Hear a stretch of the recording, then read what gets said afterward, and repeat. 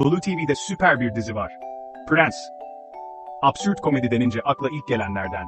Sıra dışı karakterleriyle alışılmadık bir mizah anlayışına sahip.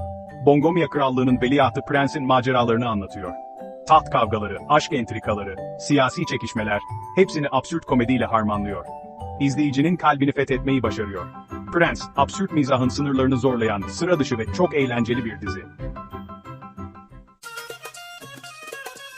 Prens, Orta Çağ'da geçen fantastik bir dünyada, Bongomya adında bir krallıkta geçiyor. Dizimiz, kral ve kraliçenin sorumsuz ve şımarık oğlu Prens'in etrafında dönüyor. Prens, tahtın varisi olmasına rağmen, kraliyet görevleriyle pek ilgilenmiyor. Günlerini eğlenerek ve şaka yaparak geçiriyor. Prens'i Giray Altınok canlandırıyor. En yakın arkadaşı Kaleş'i ise Fatih Yasin Şimşek canlandırıyor. Kaleş, zeki ve çalışkan. Prens'in rakibi ise üvey kardeşi Tenio. Tenio, tahtın gerçek varisi olduğunu düşünüyor. Prens karakterine ilk baktığımızda, Z kuşağının tipik bir örneği gibi görünebilir. Sorumluluktan kaçan, teknolojiyle arası iyi olan ve rahatına düşkün bir genç. Ancak Prens'i sadece bu kalıplara sıkıştırmak haksızlık olur. Prens, zeki ve yaratıcı bir karakter. Çevresinde olup bitenleri iyi gözlemliyor ve olaylara kendi bakış açısını getiriyor. Toplumsal normlara ve kalıplaşmış düşüncelere karşı çıkmaktan çekinmiyor. Mizah anlayışı bazen çocuksu ve absürt olsa da, bu mizahın ardında ince bir zeka yatıyor. Prens, güldürürken düşündüren, sorgulamayı teşvik eden bir karakter. Şımarık ve sorumsuz tavırlarının altında, aslında sevgiye ve ilgiye muhtaç bir genç adam yatıyor. Ailesiyle olan karmaşık ilişkisi, Prens'in karakterinin derinliklerine işaret ediyor. Prens dizisi, sadece baş karakteriyle değil, yan karakterleriyle de dikkat çekiyor. Her biri kendi içinde karmaşık ve eğlenceli bir yapıya sahip olan bu karakterler, diziyi daha da zenginleştiriyor. Prens'in üvey kardeşi Tenio, taht hırsıyla yanıp tutuşan klasik bir kötü karakter. Ancak Tenio'nun da kendi içinde bir takım zaafları ve komik yanları var. Prens'in yaveri Kaleş ise sadık ve zeki bir dost. Prens'in çılgınlıklarına ortak olmasa da onu hiçbir zaman yalnız bırakmıyor. Aşk ve entrikanın merkezindeki isim ise Prenses Zion. Güzelliği ve zekasıyla Prens'in de dikkatini çeken Zion, kendi planlarını hayata geçirmek için her yolu deniyor. Bu ana karakterlerin yanı sıra, Bongomya Sarayı'nın çalışanları, komşu krallıkların temsilcileri ve fantastik yaratıklar da Prens'in renkli dünyasına renk katıyor. Bongomya Sarayı'nın incik çıkmaz sokakları, mekanlar ve atmosfer. Prens dizisi, fantastik bir dünyada geçmesine rağmen, bu dünyayı gerçekçi ve bir o kadar da komik bir şekilde yansıtıyor. Bongomya Sarayı, dizinin en önemli mekanlarından biri. Görkemli görünümünün ardında, Prens'in şakalarıyla alt üst olan bir düzen ve entrika dolu ilişkiler saklı. Sarayın koridorları, gizli geçitleri ve bahçeleri, Prens'in maceralarına ev sahipliği yapıyor. Saray dışında, Bongomya Krallığı'nın farklı bölgelerine de kısa kısa geziler düzenleniyor.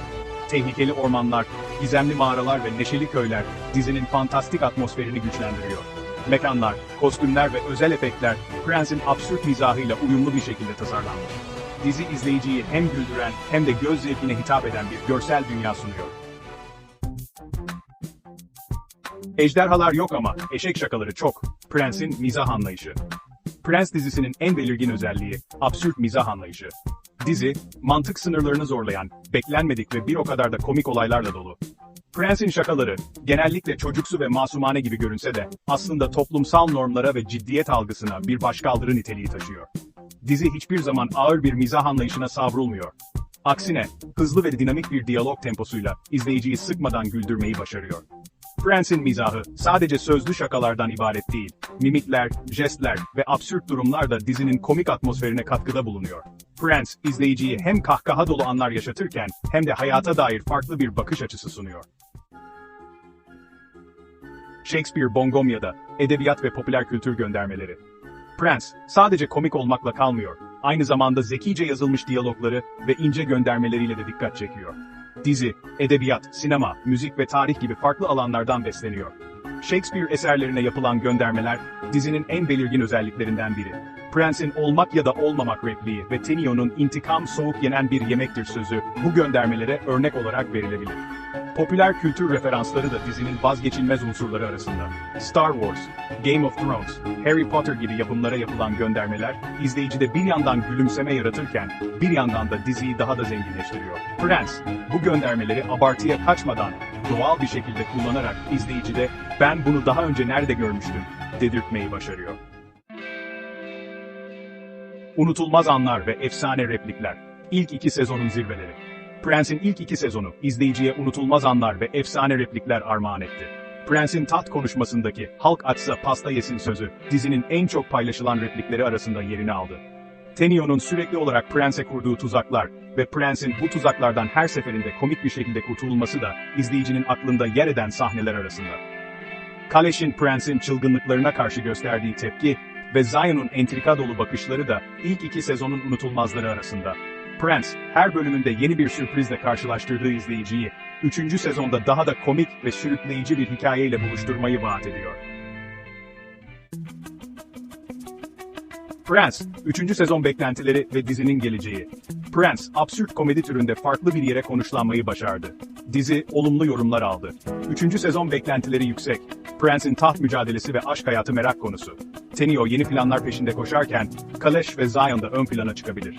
Prens'in absürt mizahı ve renkli karakterleriyle izleyiciyi ekranlara bağlaması bekleniyor. Dizi, Türk televizyon tarihinde özel bir yere sahip olacak. 3. sezonun daha komik ve sürükleyici olacağına şüphe yok. Prens'in maceraları bizleri güldürmeye devam edecek.